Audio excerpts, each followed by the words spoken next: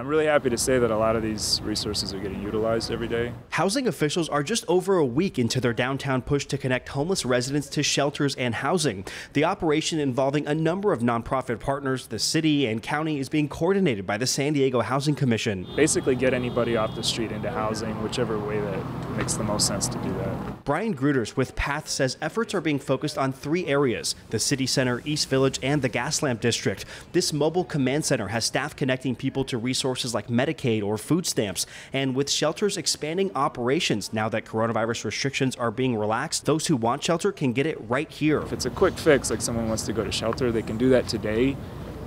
It's pretty simple to do that. But a lot of people don't want that for a lot of different reasons. And so we want to follow up with those folks.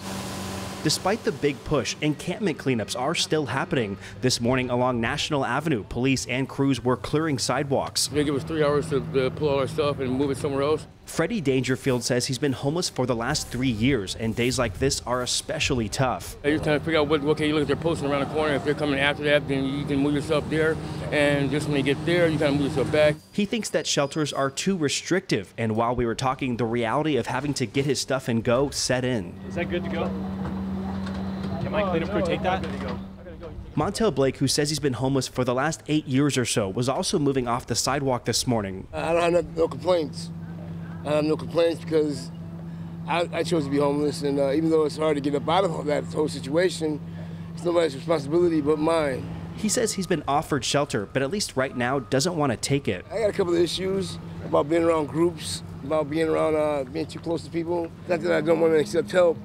Is that why get in the way when somebody can use it better than me? Lisa Jones with the Housing Commission says during the first week of expanded outreach, just under 140 people were admitted to shelters, with the majority coming from this downtown push. We want to see shelter placements.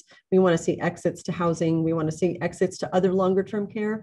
Maybe someone needs adult independent living care or a nursing home style of care. We want to connect people to the right resources that are out there. During this month-long outreach, city officials are also trying to identify space for a shelter that can take in those with severe substance abuse disorders. Matt Hoffman, KPBS News.